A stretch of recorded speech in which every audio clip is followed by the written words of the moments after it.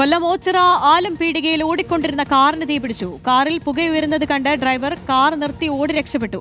അഗ്നിശമന ഉദ്യോഗസ്ഥരെത്തി തീ അണച്ചു. ദിലീപ് ദേവസ്യുണ്ട്. ദിലീപ്, എപ്പോഴാണ് സംഭവം?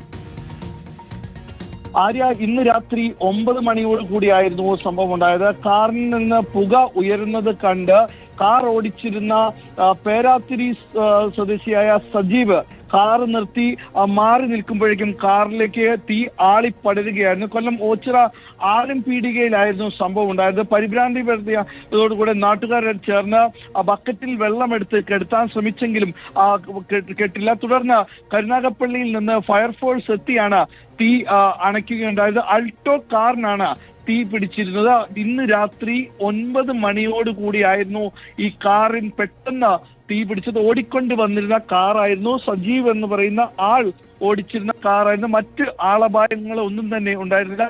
എന്താണ് കാറിന് തീ പിടിക്കാനുള്ള കാരണം വ്യക്തമായിട്ടില്ല. മോട്ടോർ വാഹന വകുപ്പ് നാളെ എത്തി പരിശോധന നടത്തുമെന്നാണ് ഇപ്പോൾ കരുനാഗപ്പള്ളി പോലീസ് മോട്ടോർ ദിലീപ് ദേവസ്യാണ് വിശദാംശങ്ങൾ നൽകിയത്.